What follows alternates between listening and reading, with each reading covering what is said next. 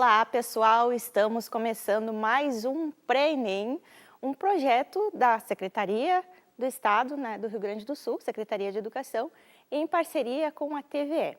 Eu me chamo Helenise Pereira e estaremos aqui agora com um componente curricular de Biologia na área das Ciências da Natureza e as suas tecnologias.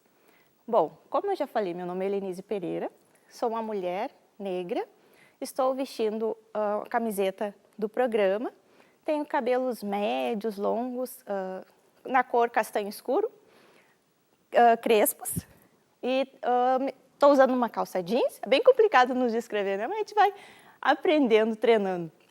Aqui no estúdio, então, nós temos um longo painel branco, com um quadro branco também, e temos as professoras e intérpretes de Libras, aí no cantinho da tela, a professora Lucimeia e a professora Suzana. Bom, nós estamos na aula de número 2, que seria a unidade de conhecimento, o objeto de conhecimento, procariontes e eucariontes, que é a identidade dos seres vivos. O tema de hoje é esse, é o seguinte, é bem polêmico, e bem atual. Superbactérias. Você contribui para esse perigo? Será que você contribui? Quem é que está aí contigo aí na sala, no quarto, assistindo? Pergunta aí para o colega, pergunta para a mãe, para o pai, pergunta para a irmã. Será que tu contribui para esse perigo? Ih, prof, eu nem sabia que era perigo. Superbactéria, como assim? Eu mal conheço as bactérias, como é que eu vou conhecer as superbactérias? É alguma coisa de super-herói? Vamos ver agora então. Bom, esse assunto é bem atual. É bem interessante também, gente, porque o Enem, a prova do Enem, ela traz questões da atualidade, as questões que estão ocorrendo no país, no mundo. Então, é bem importante vocês terem em mente sobre esse assunto, que está bem atual. Eu peguei alguns recortes de algumas notícias na internet para mostrar para vocês. Então, esse é o título de uma. Superbactérias na água podem ser a nova ameaça para a humanidade. Alerta vem da Agência da ONU para o Meio Ambiente. Eventos climáticos severos e elevação da temperatura com as mudanças climáticas agravam a exposição humana. E aí, são recortes, como eu disse. Então, outra parte da matéria está assim, substâncias ativas. O relatório estima que somente em 2015 foram consumidas 34,8 bilhões de doses diárias de antibióticos. Até 90% desses medicamentos foram parar aonde? No meio ambiente como substâncias ativas. Como é que vai parar no meio ambiente, então, A pessoa está se medicando ali, a substância percorre o organismo dela, e a pessoa vai lá, defeca, urina, e aquela substância vai pelo ralo, o vaso, o ralo, e vai chegar no meio ambiente de alguma forma. E tem alguns locais ainda no mundo que não tem nem saneamento, isso agrava ainda mais a situação. Vai direto mesmo para o meio ambiente, os lençóis freáticos, para o solo, para os rios. Então, continuando. Num mundo com 80% das águas residuais não tratadas, o perigo é que superbactérias possam escapar da medicina moderna e desencadear uma pandemia. Uma nova pandemia, gente. Como assim escapar da medicina moderna, Não é que elas vão fugir da medicina, isso é algo mais figurado, É que a medicina, a tecnologia, não tem acompanhado o ritmo de desenvolvimento dessas superbactérias. Então, o ritmo do surgimento, desenvolvimento das superbactérias está bem mais acelerado do que a produção dos antibióticos para contê-las. Então, isso que quer dizer essa parte. Mesmo nos países desenvolvidos, as instalações de tratamento são muitas vezes incapazes de filtrar bactérias perigosas, tanto para o ser humano quanto para o ambiente. Em 2019, as infecções resistentes a antibióticos causaram a morte de quase 5 milhões de pessoas. O informe alerta que, sem ação imediata, essas infecções podem levar a causar o dobro desse total, que no caso seria 10 milhões, né, de pessoas, anualmente até 2050, o ano de 2050. Gente, esse dado aqui ele já está desatualizado. Ó, essa notícia foi publicada dia 12 de abril agora desse ano, de 2022, e esse dado aqui, né, ele está desatualizado, por quê? Porque agora com a pandemia da Covid-19, piorou ainda mais a situação. Ó, essa nova notícia aqui, ó, essa outra notícia mostrou que a detecção de superbactérias resistentes a antibióticos triplicou na pandemia. Então, esse dado aqui, ó, de 10 milhões, ele vai potencialmente aumentar, infelizmente. Então, como essas bactérias triplicaram na pandemia, o que aconteceu? Aqui outra notícia, ó. Outra notícia. Também publicado bem atual, dia 5 de janeiro, essa aqui foi no dia 7 de dezembro de 2021, essa aqui foi dia 5 de janeiro de 2022. A pandemia da Covid-19 elevou o número de infecções com superbactérias em unidades de tratamento intensivo no Brasil. Então, a quantidade de infecções por essas superbactérias cresceu bastante, né, devido ao fato da pandemia da Covid-19. Em 2020, infecção sanguínea em hospitais cresceu pela primeira vez depois de 7 anos em queda. Para alguns patógenos, mais de 80% dos casos ocorreram com cepas resistentes a antibióticos. Tá? Então, é um problema de saúde pública, as superbactérias.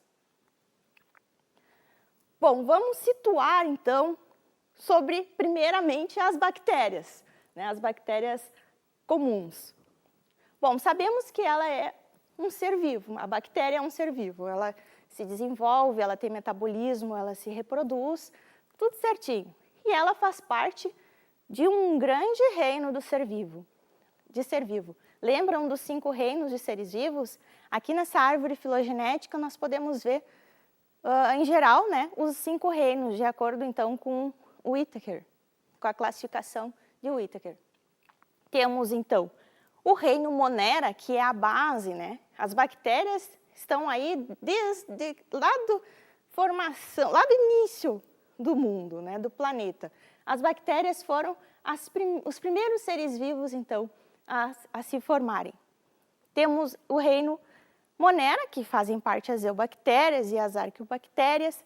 Depois, por ordem de evolução, né, nós vemos que a evolução não é algo linear, não é um ser vivo que dá origem a outro, Pelo contrário, né, um ser vivo pode dar origem a outras espécies, né, bem no plural mesmo.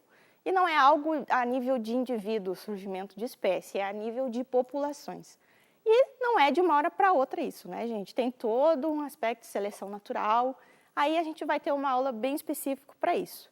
Então, nós podemos ver a nível de evolução, em ordem de evolução, depois o reino protista, reino fungi, plant e animalia. Nossos seres vivos de interesse no momento, então, aqui as bactérias, reino Monera, lembrando que as bactérias são procariontes, tá? Então, essa é uma peculiaridade das bactérias. Elas são procariontes e unicelulares. Unicelulares, lembrando, que possuem uma célula só. Pluricelulares, que são do reino protista para cima, são pluri. Aqui ainda no reino protista nós podemos encontrar unicelular também e pluricelular. Mas aqui a gente já encontra mais pluricelular, aqui acima. E também são eucariontes. Tá, e os vírus? Cadê os vírus? Vamos voltar. Cadê os vírus dessa árvore filogenética aí dos seres vivos? Porque aqui está uma um resumão, né? Claro que não está todos os seres vivos aqui, só tem alguns representantes. Mas não vejo nada de vírus aqui. Cadê os vírus? Eles não são seres vivos? Bom, de acordo com a teoria celular, né, os vírus não são seres vivos. Porque, lembrando, né, um dos tópicos da teoria celular é que todos os seres vivos possuem célula. E os vírus não possuem células. Claro que tem uma divisão aí no meio científico, porque alguns cientistas consideram, sim, os vírus como seres vivos, por eles possuírem material genético, por eles possuírem a capacidade de replicação, né, que seria uma reprodução, e também metabolismo, tá? Mas não é um metabolismo próprio, é um metabolismo como parasita obrigatório, né? Mas depois lá, quando ele parasita a célula, ele vai ter um tipo específico de metabolismo. E agora, por que está falando tudo isso? Para vocês verem as diferenças certinho. Ó, lembra que eu falei de procariontes e eucariontes? Claro que tem vários tipos de bactérias, vários tipos de célula eucarionte e procarionte, mas isso aqui é uma base, só para vocês terem uma noção. Aqui, então, vocês podem observar no desenho mais à esquerda, nesse aqui, é uma bactéria, tá? O azulzinho ali, é uma bactéria. Nós vemos basicamente uma bactéria com parede celular, plasmídio, membrana plasmática, o material genético e os ribossomos. Algumas bactérias têm flagelos, outras não, que é esse espaço aqui. Algumas bactérias têm fimbrias, que aparecem uns cílios, ó. Algumas têm, algumas não têm, mas basicamente elas possuem essas organelas que eu falei agora, tá? E com um material genético. Percebam que esse material genético, ele não está envolvido numa membrana, tá? Ele não está guardadinho como se fosse numa caixinha, né? Ele está ali, não posso dizer disperso e solto, porque ele está bem organizadinho ali no centro, tá? Então, essa é a principal diferença. Olha só agora um ser eucarionte. Ele é bem mais complexo, né? Não quer dizer que ele é melhor, tá? Ele é mais complexo. Tem muitas outras organelas, inclusive membranosas. Olha o núcleo. Olha só o material genético bem ali dentro do núcleo, tá? Tem ali um nucleolo. Então, o material genético está envolvido por uma membrana nuclear. E a célula é mais complexa. Essa é a característica da célula eucarionte. A célula eucarionte também está aqui a célula vegetal, tá?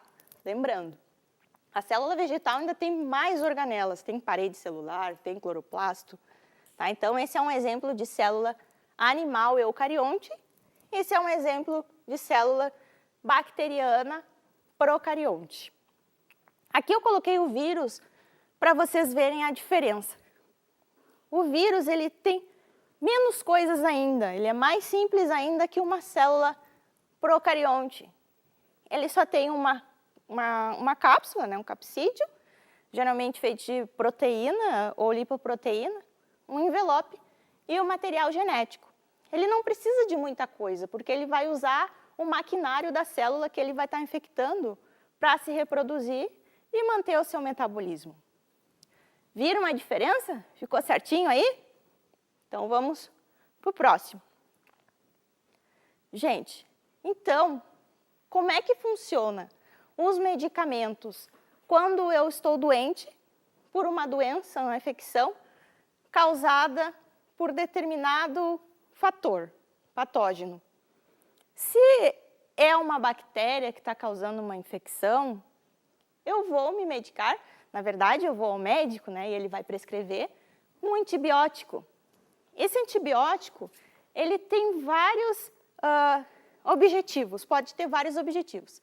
Dependendo do antibiótico, ele pode atuar em vários pontos da bactéria, como na síntese das purinas ou na síntese do ácido fólico, pode atuar na parede celular, pode atuar na membrana celular, na membrana plasmática, pode atuar na síntese proteica, pode atuar lá no DNA, na sua estrutura.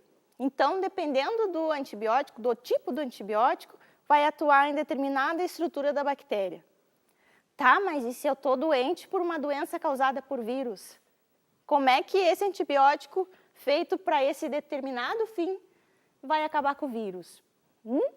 Como é que o antibiótico feito para esse determinado fim vai acabar com uma doença causada por um verme, por exemplo, né, ou por um protozoário? Né? Então, não fecha. Vai pegando a informação que eu já explico para vocês como é que vocês vão usar. Aí vem o caso das superbactérias versus antibióticos. Tem vários motivos que é formado, que surgem as superbactérias. Eu vou dar um exemplo mais comum para vocês. Tá? Aqui, ó.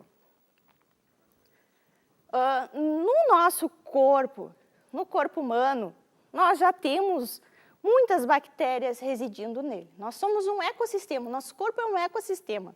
Tá? É formado mais de bactérias do que das nossas próprias células, o nosso corpo humano. Então, nós temos várias bactérias. Aí nós ficamos doentes por uma infecção por bactéria. Aqui tá uma população de bactéria, certo? Que está causando ali a infecção. Aí, eu tomo um antibiótico.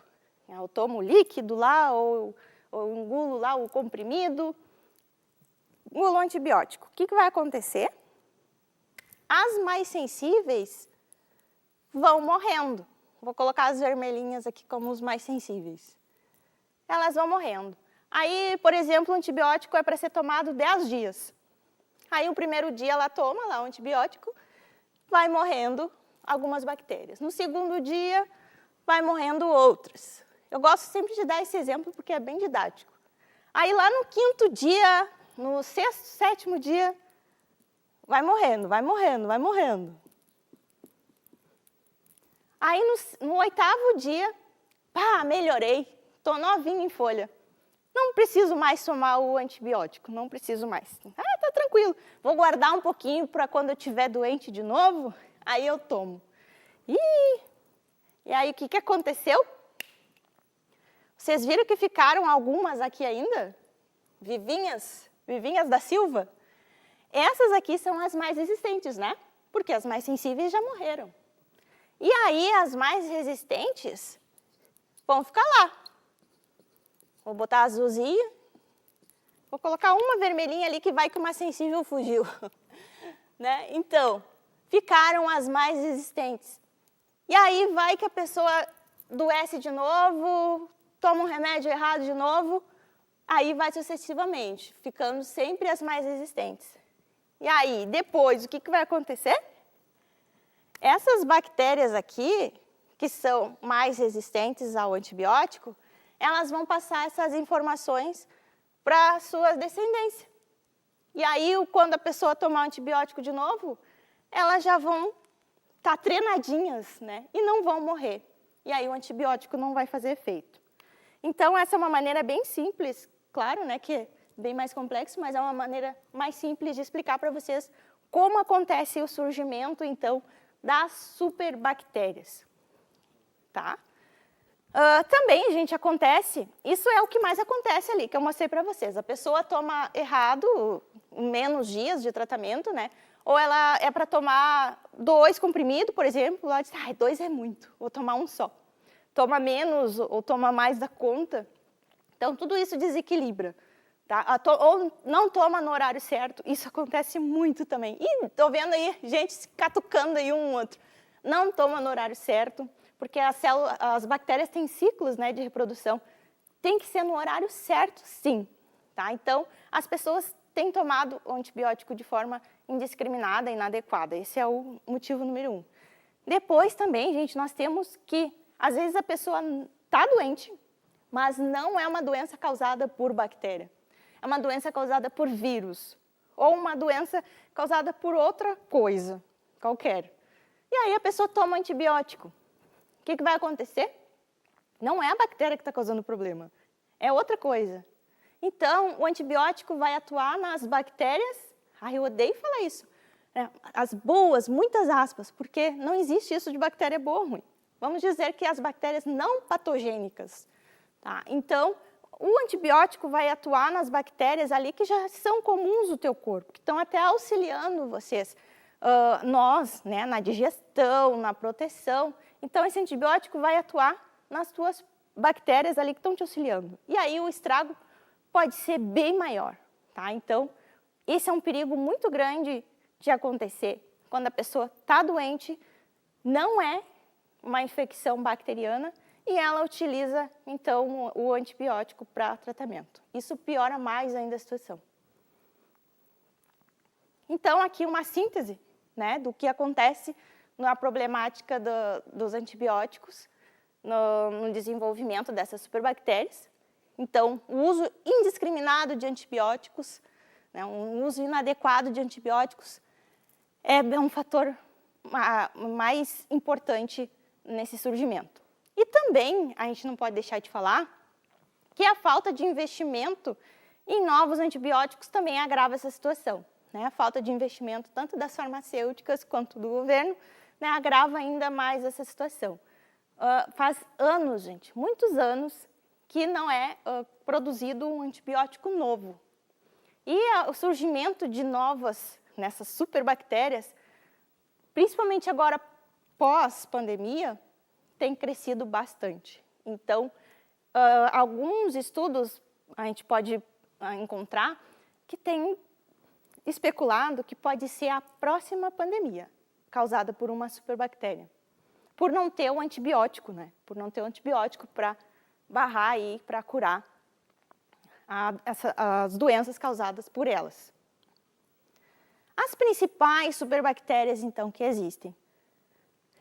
A Staphylococcus aureus, que ela é resistente a muitos antibióticos. Gente, essas superbactérias geralmente são bactérias que não surgiram do nada, tá? Geralmente elas são bactérias que já existem no nosso corpo, que já existem no solo, na água, e estão lá de boas, não fazendo mal para ninguém. Mas é tudo isso que eu falei anteriormente, faz com que elas sejam resistentes e até oportunistas e podem fazer mal. A Klebsiella pneumoniae, que é produtora de carbapenase, é uma enzima, então, que vai estar inibindo a ação do antibiótico. Tá? Então, ela não produzia essa enzima, começou a produzir. Né? Seleção natural, gente, é espetacular. A Cinetobacter malmani, Pseudomonas aeruginosa, Enterococcus faecium, Proteus, a própria Neisseria gonorreae, né, que causa a gonorreia, ela tem adquirido resistência a antibióticos. Antigamente, a gonorreia era tratada, ali a pessoa fazia o tratamento com antibióticos, beleza. Hoje em dia, já 30%, então, dessas bactérias elas já se tornaram resistentes. Então, é algo que está bastante acelerado, né, na população. Questões do Enem. Vamos ver se vocês absorveram aí o conhecimento. Nas últimas décadas, Enem 2021, nas últimas décadas, vários países, inclusive o Brasil, têm testemunhado uma grande proliferação de bactérias patogênicas, envolvidas em uma variedade de doenças e que apresentam resistência a múltiplos antibióticos. Atualmente, tem se destacado as superbactérias que acumulam vários genes determinantes de resistência, a ponto de se tornarem resistentes a praticamente todos os antimicrobianos. Tá? Então, como eu falei para vocês, essa situação está bem atual e caiu no último Enem. Vamos ficar ligados. Essa resistência tem ocorrido porque os ou as. Letra A. Bactérias patogênicas se multiplicam de maneira acelerada. B. Antibióticos são utilizados pela população de maneira indiscriminada. Eu estou lendo, vocês já vão pensando, já vão tendo em mente aí a preferida de vocês. O que vocês acham que é? Letra C. Bactérias possuem plasmídios que contêm genes relacionados à virulência. Letra D. Bactérias podem ser transmitidas para um indivíduo utilizando várias estratégias. Letra E. Serviços de saúde precários constituem importantes focos de bactérias patogênicas. O que vocês acham, gente? Bom, a letra A não está errada. As bactérias patogênicas, sim, se multiplicam de maneira acelerada. Todos os micro-organismos se multiplicam. Mas não é o que o problema está perguntando, digamos assim, que ele quer. Isso é muito importante também. Acontece muito isso nas provas do Enem. As questões aqui, as alternativas, elas podem estar certas, mas não é o que a questão está pedindo, o enunciado está pedindo. Então, fiquem atentos a isso, é uma dica. Na letra B ali, ó, é bem importante, ó. A gente falou desde o início. Antibióticos são utilizados pela população de maneira indiscriminada?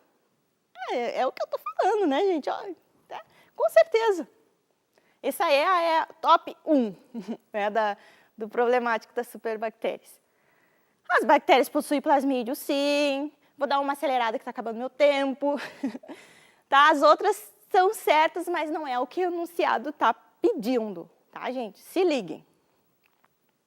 Os medicamentos são rotineiramente utilizados, Enem 2017, pelo ser humano com o intuito de diminuir ou, por muitas vezes, curar possíveis transtornos de saúde. Os antibióticos são grupos de fármacos inseridos no tratamento de doenças causadas por bactérias. Na terapêutica das doenças mencionadas, alguns desses fármacos atuam como, gente? Já vou dar a colinha aqui para vocês, passar. Não vou fazer muito drama agora, porque está acabando o tempo. Ativando o sistema imunológico do hospedeiro, gente, isso é responsabilidade dos soros, não do antibiótico. Letra B, interferindo na cascata bioquímica da inflamação, gente, isso é responsabilidade dos anti-inflamatórios, não dos antibióticos. Viram a importância de saber qual medicamento usar? C, removendo as toxinas sintetizadas pelas bactérias. Não, o antibiótico age na bactéria, diretamente, não nas suas toxinas. D, combatendo as células hospedeiras das bactérias. Gente, como assim as células hospedeiras, no caso, se a gente estiver doente? Vai ser nós, então não vai combater as nossas células. E a letra E, que é a certa, danificando estruturas específicas da célula bacteriana, inclusive as nossas essenciais. Gente, um forte abraço para vocês e até a próxima!